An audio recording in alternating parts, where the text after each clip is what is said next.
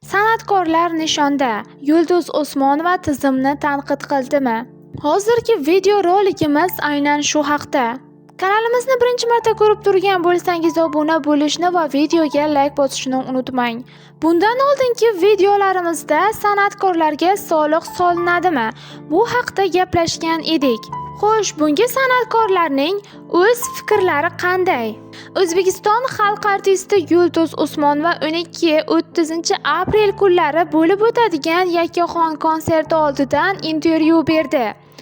U suhbat davomida konsertga tayyorgarlik, yangi dastur haqida gapirib, xonandalarning soliq to'lashi kerakligi haqidagi qaror loyihasiga o'z munosabatini bildirdi. Yulduz Usmonova o'tgan yilgi konsertidan "Men muxlislarni yig'latmayman, tafakkur qildiraman, sababi hayot tashvishining o'zi yetarli" degan edi. Bu yilgi konsertda xonanda qanday g'oyani ilgari suradi? Tafakkur qilgan odam yig'lamaydimi? O'zining qilgan xatosidan yig'laydi. Birovdan o'pkalab emas. Yig'i bilan yig'ining farqi borda. Siz bilan men ham ko'p yolg'onni, haromni, haqsizlikni ko'rib, indamay ketyapmiz-ku. Boykotlarni ko'rib turib, mahsulotlarni indamay sotib olib yeb, bolalarimizga olib boryapmiz-ku. Vijdon qiynalsa yig'laysiz-da. Bu oddiy misol. Odamlar qo'shiqda o'zini topib olsa yig'lashi mumkin. Bunda yig'iga hech kimning qarshiligi yo'q. Maqsadimiz ularning yuragini ezish emas. Bizning paytlarda 80% qo'shiqlar yig'latadigan va ma'noli bo'lardi. Odam shu qo'shiqlardan yengillik topsa, albatta yig'lasin. Yig'lab yuzini yuvib, ko'ziga yana surmasini surtib, ko'chaga chiqib, hayot yana davom etayotganini his qiladi. Yig'latish deganda shuni nazarda tutaman, deydi u. Tapir-tupur betartib konsertlarga pul to'lab kirayotganlar bor. Shuncha kun konsert beryapman. O'zimning boshimga suv o'girib yubordim. O'zimga o'zim charchama, Usmonova dedim. Bunchalik ishlaydigan odam qolmadi. G'am tashvishlarsiz o'rtaga chiqib olib ashula aytishyapti. Men siqilyapman, har kuni dori ichaman. O'zimni qanday tinchlantirishni bilmayman. Mendan necha yoshga yetdingiz deb ko'p so'rashadi. Turmush o'rtog'im nega siqilasiz deydi. Qanday qilib siqilmay, men bolalarim bilan sahnaga chiqyapman. Tasavvur qilyapsizmi, qanday qilib xavotir olmasligim mumkin? Menimcha gap kostyumlarda, gaplarda, iddao qilishda, chiroyli yondirilgan chiroqlarda emas. U shundoq ham kerak, qilamiz. Qo'shiqlar o'z o'rnini topsa, Yulduzni yulduz deb eslashadi. Konsertida zo'r lazer chiroq qilgan edi deb eslashmaydi. 7dan 70 gacha eslanyapmanmi, demak qo'shiqlar yashayapti. Men qo'shiqlar yashashi tarafdoriman, deydi Yulduz Usmonova. O'zbekistonda 2026-yil 1-sentyabrdan boshlab san'atkorlar va boshlovchilar ko'rsatadigan xizmatlarni soliq ilovasida ro'yxatga olish hamda bir xizmat bir to'lov tamoyili asosida soliqqa tortish rejalashtirilmoqda. Mazkur qaror loyihasining e'lon qilinishi shou-biznes vakillari o'rtasida keng muhokama va e'tiborlarga sabab bo'lmoqda. O'zbekiston xalq artisti Yulduz Usmonova bu borada qanday fikrda? Rahbarlarimiz eshitsin, prezidentimizga material olib kiradiganlar juda adashadi. Indamay kelayotgandim.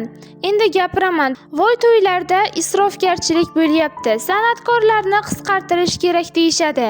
Agar biz isrofgarchilik bo'lsak, bizni konsertingizga qo'ymang. Nima qilib davlat tadbirlariga bizni qo'yyapsizlar? Qo'yinglar, san'atkorlarni qirib yuboringlar. Xatmi Qur'on qilib, aqiqa qilib o'zingiz o'tkazavering. Nima bo'ldi? Kim ishlaydi?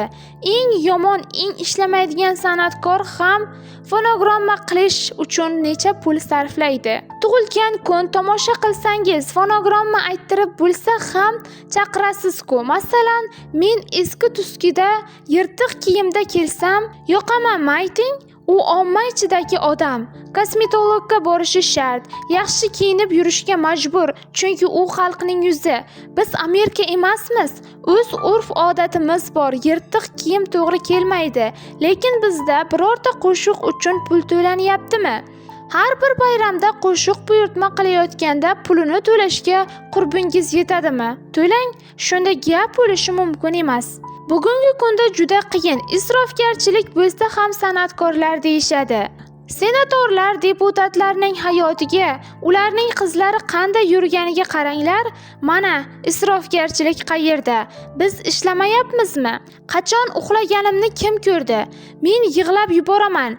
Kecha ham juda qattiq yig'ladim. Odam charchab ketadi. Endi Solih kim chidaydi, kim ishlaydi, kim yangi qo'shiq qiladi? O'ldiringlar san'atni, gap bo'lishi mumkin emas. Solih tugul, litsenziyani ham 10 barobar qilib qo'yinglar. To'ylardan ham soliq oladigan bo'lsa, to'y qilinayotgan odam bir san'atkor soliq to'lashi uchun yana shuncha pul to'lashi kerak.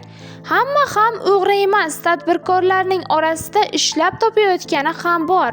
Ular pul olishmaydi, ishlab topishadi. Kim pul olsa soliq qo'ying. Bu mashina qayerdan kelgani? Qizi o'g'lining Angliyada yurganini so'rasin. San'atkor emas, ijrochi ko'p.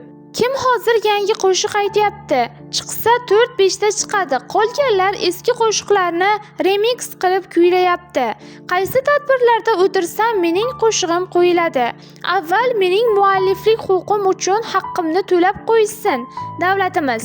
Keyin soliqdan gapirsin. Necha yillardan buyon qo'shiqlarim qo'yiladi. Men hech bo'lmaganda 1 tiyin so'radimmi? Endi men ham pulimni so'rayman.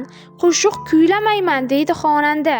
Sizningcha san'atkorlarga soliq ijro etilgani to'g'rimi yoki bu nohaqlikmi? O'zingiz izohlarda yozib qoldiring. Obuna bo'lishni va video ostiga like tugmachasini bosib qo'yishni ham unutmang.